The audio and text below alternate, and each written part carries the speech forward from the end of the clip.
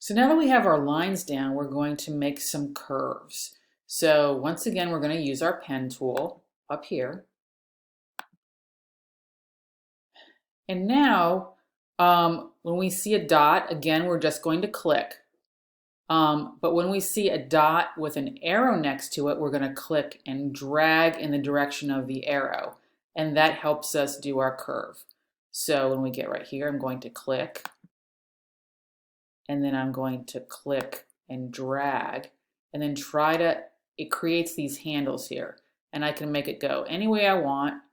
Longer, stretch it out, whatever. And I'm going to try to curve it so that I get as close to that line that's on there as possible. Okay? And then the next one, I'm not going to click and drag. I'm just going to click and release. And then one more time, click and release. So in the beginning, I clicked and released.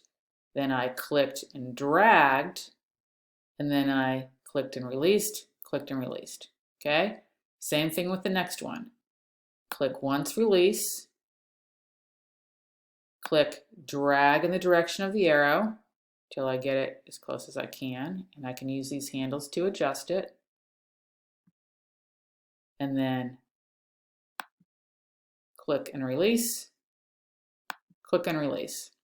Okay, you're going to do that for these last two, which are a little bit more complicated. It gets a little more difficult as you go.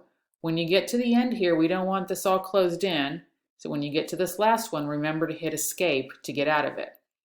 And then this next row is a little bit more complicated.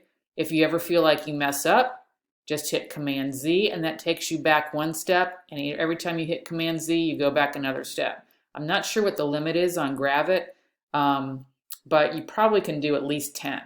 So if you mess it up, go ahead and do it. If you save frequently, if you save after you do each one and you really mess something up, you can always go back to your last save. And then you also can see here what you're doing as you go. All right, so go ahead, have fun, and finish up these curved lines.